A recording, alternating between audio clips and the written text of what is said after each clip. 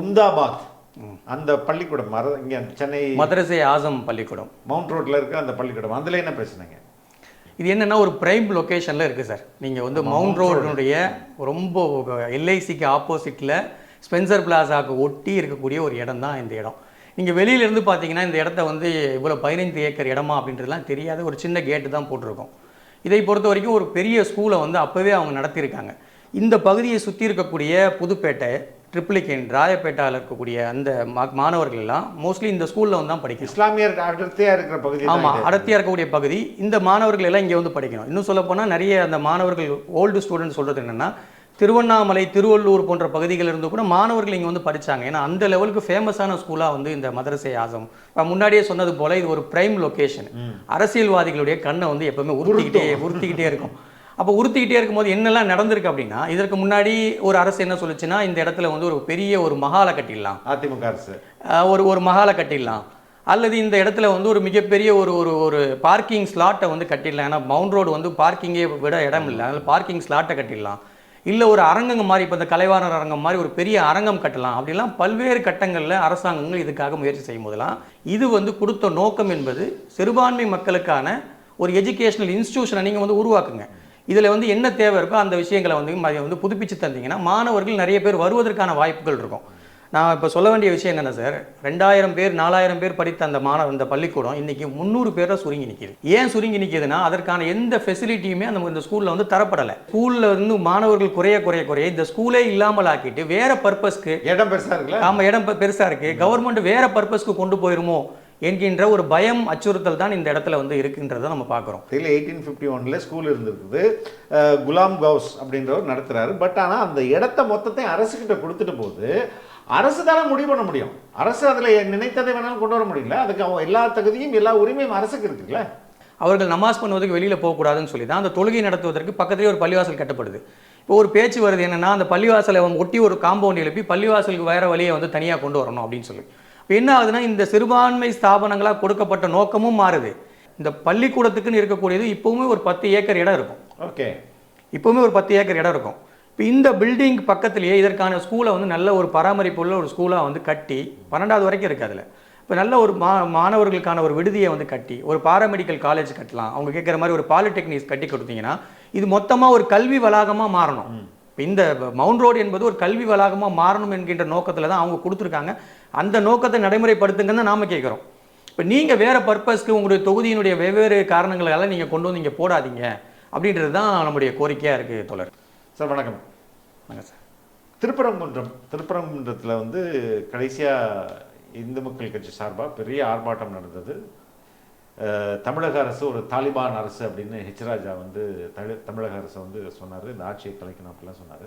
அதற்கப்புறம் அங்கே என்ன டெவலப்மெண்ட் நடந்தது, என்ன இப்போ எப்படி இருக்குது? இல்லை, பொதுவாகவே பாஜகவை கண்டு திமுக அஞ்சுகிறதோ என்கின்ற அந்த கேள்வி தான் முன்வைக்க வேண்டியிருக்கு. பொதுவாகவே இந்த சிக்கந்தர் தர்காவுடைய பிரச்சனையை பொறுத்த வரைக்கும் தமிழக அரசினுடைய அதிகாரிகள் செய்த பிரச்சனை தான். ஓகே, அதை பொறுத்த வரைக்கும் மக்கள் ஆல்ரெடி வழிபட்டு வந்த, நேர்ச்சை செய்து வந்த அந்த விஷயங்களை அனுமதிச்சிருந்தால் இந்த பிரச்சனையே இல்லை. அது இன்றைக்கு வரைக்கும் அதில் எந்த தீர்வும் இல்லை. அப்படியே அது ஸ்டேட்டஸ் கோ அப்படியே நிற்கிது. இப்போ மக்கள் வந்து அங்கே மேலே போகணும் அப்படின்னா இஸ்லாமியர்கள் வந்து ஆதார் கார்டை கொண்டு போகணும் கையில். ஆதார் கார்டை நோட் பண்ணிக்கிட்டு அனுப்புகிறாங்க. அதுவும் வந்து நேர்ச்சை செய்வதற்கு இல்லை. ஆடு கோழி வந்து பலியிடுவதில் வந்து அனுமதிக்கலை. நீங்கள் மேலே போகலாம், தர்காவுக்கு போகலாம் அப்படின்ற மாதிரி அனுமதிக்கிறாங்க. ஆனால் அந்த மக்கள் காலங்காலமாக அங்கே பலியிடுதல் வந்து நடந்து வந்த அந்த நிகழ்வு அதை இப்போதைக்கு வந்து தரலை என்று பார்த்தால் இவ்வளவு பிரச்சனைகளை ஏற்படுத்துகிறாங்க. இப்போ நீங்கள் ராஜாவை சொல்கிறீங்க, இந்து மக்கள் கட்சியை சொல்கிறீங்க, இவங்கெல்லாம் பேசின விஷயங்களெல்லாம் பார்த்தீங்கன்னா கவர்மெண்ட் இவர்கள் மேல் நடவடிக்கை எடுத்துருக்கணும். இன்னும் சொல்லப்போனால் தாலிபான் அரசு என்று ரொம்ப கொச்சையாக வந்து சொல்லி கூட அவர்கள் எல்லாம் யாரையும் கைது செய்யாமல் இந்த அரசு வந்து கொஞ்சம் வேடிக்கை பார்க்குது. அதே நேரங்களில் இஸ்லாமியர்களுடைய உரிமைகள், நாங்கள் வந்து அங்கே இருந்த அந்த மத வழிபாடுக்கான உரிமைகளை வந்து நம்ம கேட்கும் பட்சத்தில் இந்த இந்துத்துவ அமைப்புகளோட போராட்டத்துக்கு அப்புறம் நீங்கள் வந்து ஒரு மத நல்லிணக்க பேரணிக்கு பர்மிஷன் கேட்டீங்களோ?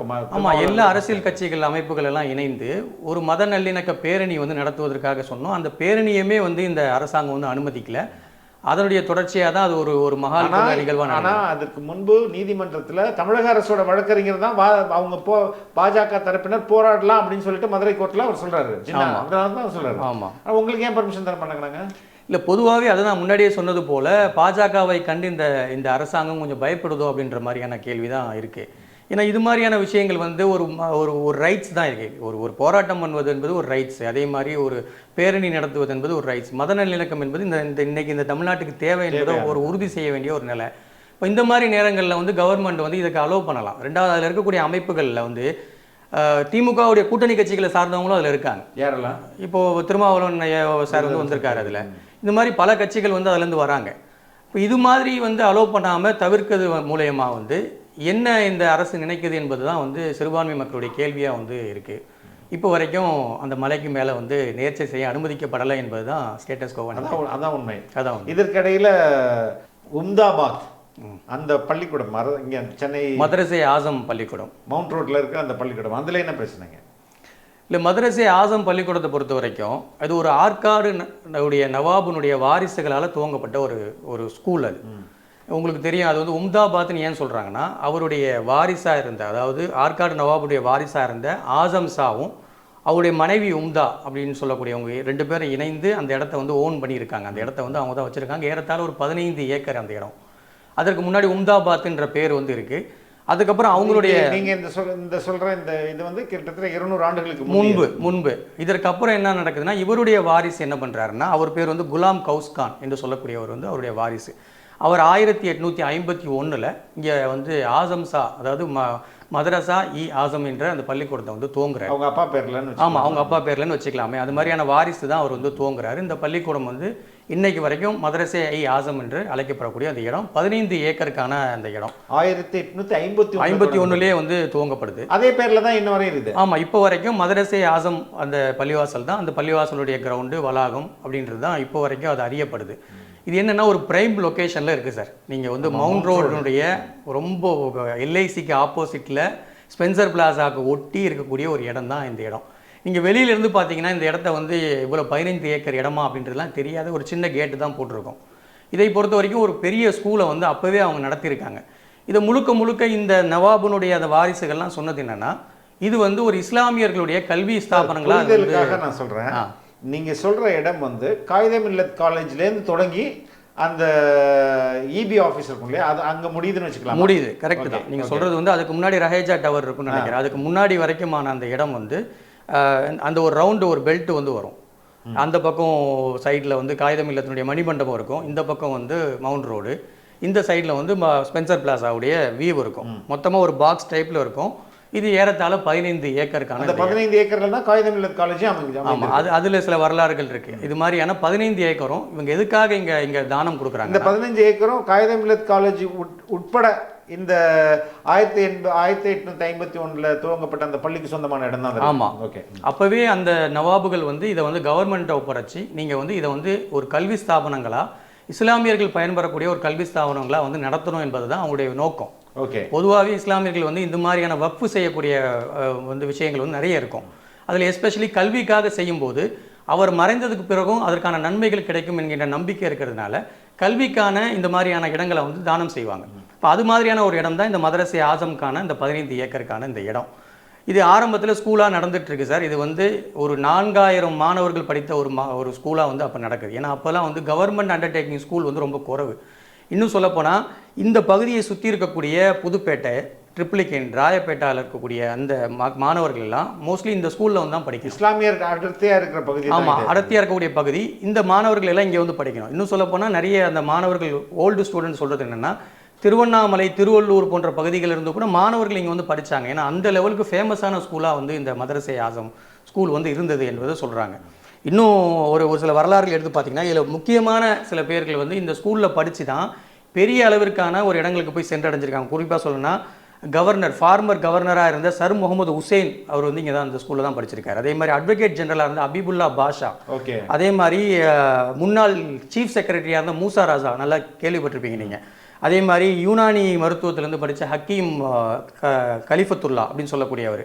அதே மாதிரி ஃபார்மராக இருந்த மினிஸ்டராக இருந்த முகமது ஆசிஃப் என்று சொல்லக்கூடியவங்களாம் இந்த ஸ்கூலினுடைய மாணவர்கள் தான். ஓகே. இங்கே வந்து நல்ல வந்து ஒரு பிளே கிரவுண்ட் இருக்கனால ஒலிம்பியாவுக்கு கூட வந்து நிறைய மாணவர்கள் வந்து போகக்கூடிய அளவுக்கு வந்து போயிருக்காங்க. அப்போ அப்படியான ஒரு ஸ்கூல் இது. ஒரு வரலாற்று சிறப்புமிக்க ஒரு ஸ்கூல். ஒரு 200 வருடங்களாக நடக்கக்கூடிய இந்த ஸ்கூலு.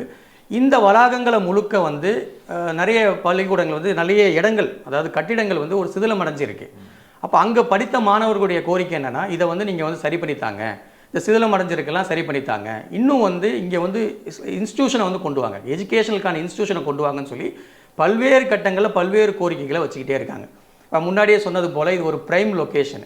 அரசியல்வாதிகளுடைய கண்ணை வந்து எப்பவுமே உறுத்திக்கிட்டே இருக்கும். அப்போ உறுத்திக்கிட்டே இருக்கும்போது என்னெல்லாம் நடந்திருக்கு அப்படின்னா, இதற்கு முன்னாடி ஒரு அரசு என்ன சொல்லுச்சுன்னா, இந்த இடத்துல வந்து ஒரு பெரிய ஒரு மஹாலை கட்டிடலாம், அதிமுக அரசு ஒரு மஹாலை கட்டிடலாம், அல்லது இந்த இடத்துல வந்து ஒரு மிகப்பெரிய ஒரு பார்க்கிங் ஸ்லாட்டை வந்து கட்டிடலாம், ஏன்னா மவுண்ட் ரோடு வந்து பார்க்கிங்கே விட இடம் இல்லை, அதனால் பார்க்கிங் ஸ்லாட்டை கட்டிடலாம், இல்லை ஒரு அரங்கம் மாதிரி, இப்போ இந்த கலைவாணர் அரங்கம் மாதிரி ஒரு பெரிய அரங்கம் கட்டலாம், அப்படிலாம் பல்வேறு கட்டங்களில் அரசாங்கங்கள் இதுக்காக முயற்சி செய்யும் போதெல்லாம் இஸ்லாமிய சமூகமும் சிறுபான்மை அமைப்புகளும் அதே மாதிரி அரசியல் கட்சிகளும் என்ன சொன்னாங்கன்னா, இது வந்து கொடுத்த நோக்கம் என்பது சிறுபான்மை மக்களுக்கான ஒரு எஜுகேஷனல் இன்ஸ்டியூஷனை நீங்கள் வந்து உருவாக்குங்க, இதில் வந்து என்ன தேவை இருக்கோ அந்த விஷயங்களை வந்து புதுப்பிச்சு தந்தீங்கன்னா மாணவர்கள் நிறைய பேர் வருவதற்கான வாய்ப்புகள் இருக்கும். நான் இப்போ சொல்ல வேண்டிய விஷயம் என்னென்ன சார், 2000 பேர் 4000 பேர் படித்த அந்த பள்ளிக்கூடம் இன்றைக்கி 300 பேரை சுருங்கி நிற்கிது. ஓகே, ஏன் சுருங்கி நிற்கிதுன்னா, அதற்கான எந்த ஃபெசிலிட்டியுமே இந்த ஸ்கூலில் வந்து தரப்படலை. எங்களுக்கு எப்படி தோணுதுன்னா, இந்த ஸ்கூலில் வந்து மாணவர்கள் குறைய இந்த ஸ்கூலே இல்லாமல் ஆக்கிட்டு வேறு பர்பஸ்க்கு, இடம் பெருசாக இருக்குல்ல, ஆமாம் இடம் பெருசாக இருக்குது, கவர்மெண்ட் வேறு பர்பஸ்க்கு கொண்டு போயிருமோ என்கின்ற ஒரு பயம் அச்சுறுத்தல் தான் இந்த இடத்துல வந்து இருக்குன்றதை நம்ம பார்க்குறோம். குறிப்பாக வந்து இந்த ஆசம் மதரசால இப்போ நடந்திருக்கக்கூடிய விஷயங்களை நம்ம பார்க்கணும்.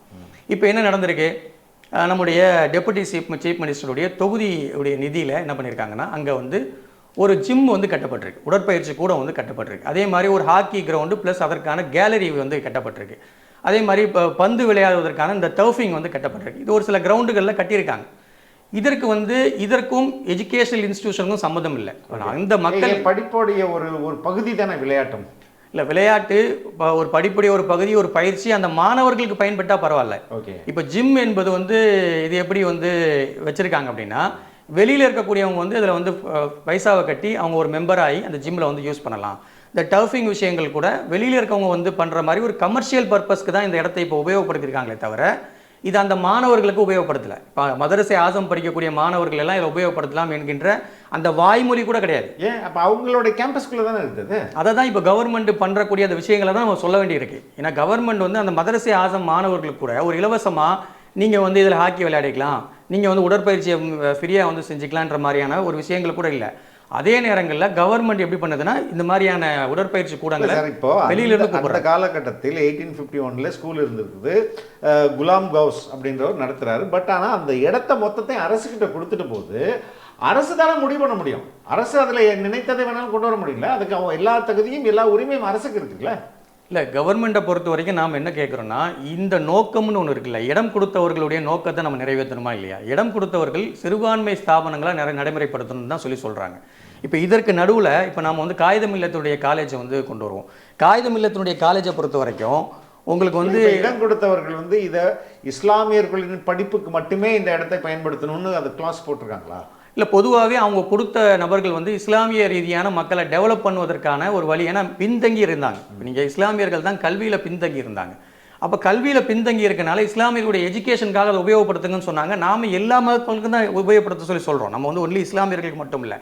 ஆனால் எஜுகேஷனல் இன்ஸ்டியூஷனாக அதை கொண்டு வாங்க. இவ்வளோ பெரிய இடத்த நீங்கள் போட்டிருக்கீங்கன்னா, இன்றைக்கி இதை கமர்ஷியலாக நீங்கள் இந்த இடத்த இப்படி உபயோகப்படுத்துறீங்கன்னா, நாளைக்கு வேறு பர்பஸ்க்கு நீங்கள் கமர்ஷியலாக வெவ்வேறு இடங்களை நீங்கள் உபயோகப்படுத்தக்கூடும். அப்படி பண்ணாதீங்க. இதை பொறுத்த வரைக்கும் ஒன்லி எஜுகேஷனல் இன்ஸ்டியூஷனாக வந்து கொண்டு வாங்க. இன்னொன்று, அந்த படித்த மாணவர்கள் இருக்காங்க. இப்போ நான் சொன்ன அந்த முக்கியமான தலைவர்கள்லாம் இந்த காலேஜ்லேருந்து படித்து போனவங்க, இந்த ஸ்கூல்லேருந்து படித்து போனவங்க தான். அப்போ அவர்களுடைய கோரிக்கைகள்லாம் நீங்கள் முன் வச்சு பார்த்தீங்கன்னா, அந்த இடத்துல ஒரு பாராமெடிக்கல் காலேஜ் வந்து கட்டி கொடுங்க, அந்த இடத்துல ஒரு பாலிடெக்னிக் காலேஜ் வந்து கட்டி கொடுங்க, ஆண்களுக்கான ஹாஸ்டல் இல்லை, நிறைய பேர் வந்து இந்த அனாதை மக்கள்லாம் வந்து இந்த ஸ்கூலில் வந்து படிக்க வருவாங்க, அவங்களுக்கு வந்து ஒரு இல்லத்தை வந்து கட்டி கொடுங்க, அவங்க அதில் ஸ்டே பண்ணி அந்த ஸ்கூலில் வந்து படிப்பாங்க. இப்படியெல்லாம் செய்தால் அந்த ஸ்கூல் வந்து அந்த வரலாற்று சிறப்புமிக்க அந்த ஸ்கூல் வந்து இது வரைக்கும் பாதுகாக்கப்படும். இப்போ இந்த நடவடிக்கைகள்லாம் ஆண்டாண்டு காலமாக கோரிக்கை இருக்கு. நீங்கள் என்ன ஐயப்படுறீங்கன்னா, அப்படியே நாளடைவில் ஸ்கூலே ஒழிச்சிருவாங்க. ஆமாம், இப்போ நாளடைவில் எப்படி வர முடியும்? ஒரு பேச்சுக்கு என்னென்னா, இப்போ அந்த 2000 மாணவர்கள் அங்கே படிக்கும்போது தான் அந்த இடத்துல ஒரு பள்ளிவாசல் வந்து கட்டப்படுது. ஏன்னா அதில் நிறைய மாணவர்கள் வந்து இஸ்லாமிய மாணவர்களாக படிக்கிறதுனால அவர்கள் நமாஸ் பண்ணுவதற்கு வெளியில் போகக்கூடாதுன்னு சொல்லி தான் அந்த தொழுகை நடத்துவதற்கு பக்கத்துலேயே ஒரு பள்ளிவாசல் கட்டப்படுது. இப்போ ஒரு பேச்சு வருது என்னென்னா, அந்த பள்ளிவாசலை ஒட்டி ஒரு காம்பவுண்ட் எழுப்பி பள்ளிவாசலுக்கு வேறு வழியை வந்து தனியாக கொண்டு வரணும் அப்படின்னு சொல்லி. இப்போ என்ன ஆகுதுன்னா இந்த சிறுபான்மை ஸ்தாபனங்களாக கொடுக்கப்பட்ட நோக்கமும் மாறுது, இதனுடைய அடையாளங்களையும் மாற்றுறாங்களோ என்கின்ற ஒரு கேள்வி வந்து வருது. இப்போ ஒன்று இப்போ இந்த அடையாளத்தில் நீங்கள் இன்னொரு விஷயத்தையும் நீங்கள் கவனிக்கணும். இப்போ இந்த ஸ்டேடியத்தை திறந்துருக்காங்க, மினி ஸ்டேடியம் வச்சுருக்காங்க, திறந்துருக்காங்க. இதுக்கு ஒரு போர்டு ஒன்று வச்சுருக்காங்க. இந்த போர்டு நீங்கள் பார்த்தீங்கன்னா இதில் வந்து மேலே வந்து முழுஸ்கா வந்து இந்த ஸ்டேடியத்தினுடைய பேரை தான் போட்டுட்டு ஸ்கூல் பேரை ரொம்ப சின்னதாக போட்டிருக்காங்க. நீங்கள் பார்த்தீங்கன்னா தெரியும், படத்தை எடுத்து பாருங்கள்.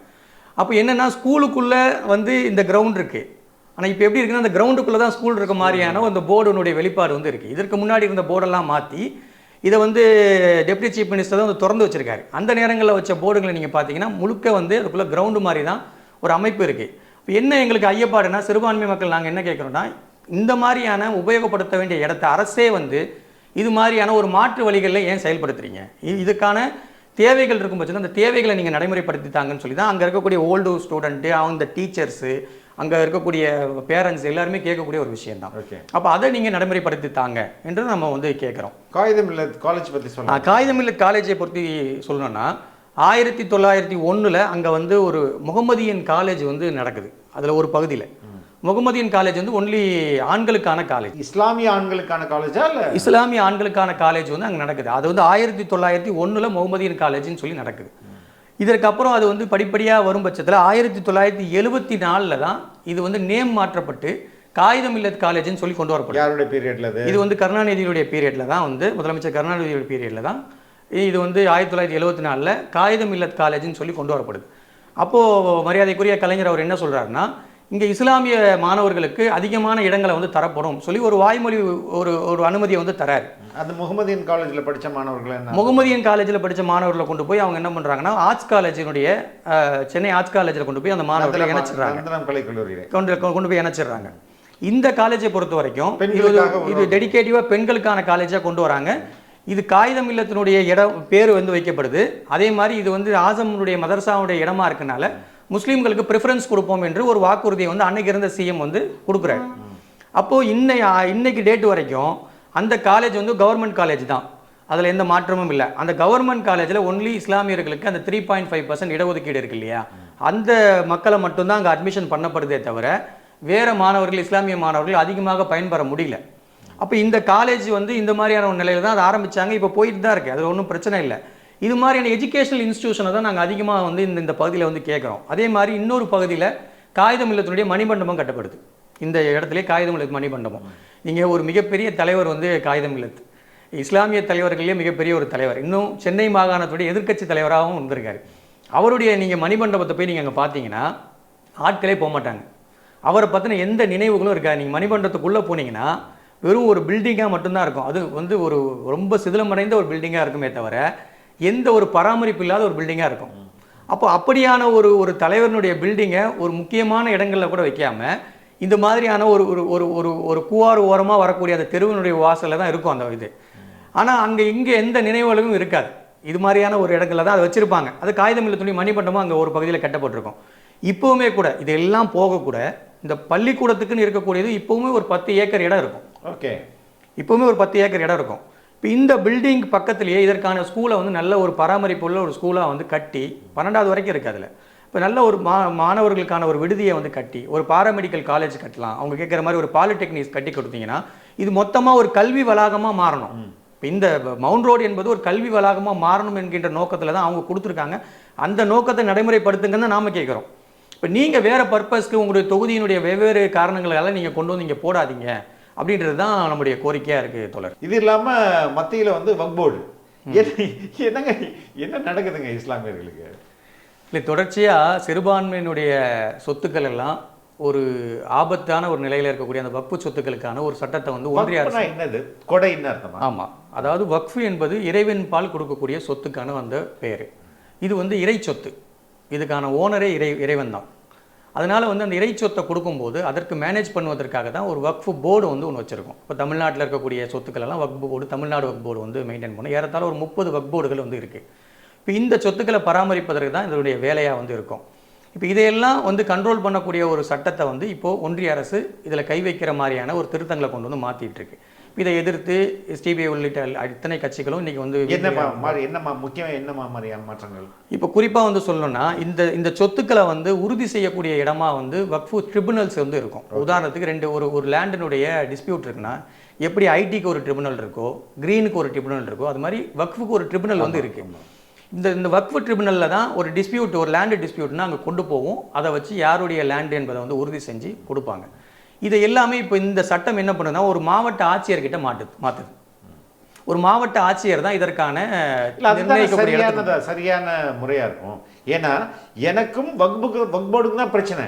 ஆனால் அந்த பிரச்சனையில் நீதி கூறுறவரும் வக்போர்ட்லேருந்து வந்தாங்கன்னா எனக்கு எப்படி நியாயம் கிடைக்கும்? இல்லை, அது ட்ரிபுனல்னு நீங்கள் பார்க்கும்போது அது ஒரு நீதிமன்றத்துக்கான அந்தஸ்து. நீங்கள் வந்து அதில் வந்து இதுவரைக்கும் உண்டான தீர்ப்புகள் இருக்குன்னா இது வந்து இட் அப்ளிகபிள் டு நம்மளுடைய என்ன சொல்றது ஹிந்து என்டோன்மெண்ட் போர்டுக்கும். அதான் அங்கேயும் ஒரு கமிஷனர் இருப்பார், அங்கேயும் ஒரு ட்ரிபியூனல் இருக்கும், அங்கேயும் இதே தானே பிரச்சனையாக வருது. இல்லை, இப்போது நீங்கள் ஒரு டிஸ்ட்ரிக்ட் கலெக்டர்கிட்ட இந்த பொறுப்பை நீங்கள் ஒப்படைக்கும் போது டிஸ்ட்ரிக்ட் கலெக்டர் பொதுவாகவே வந்து ஒரு ஆட்சியாளர்களுடைய ஊழியராக தான் இருப்பார். ஒரு அதிகாரத்தில் வந்து அவர் ஊழியராக தான் இருப்பார்.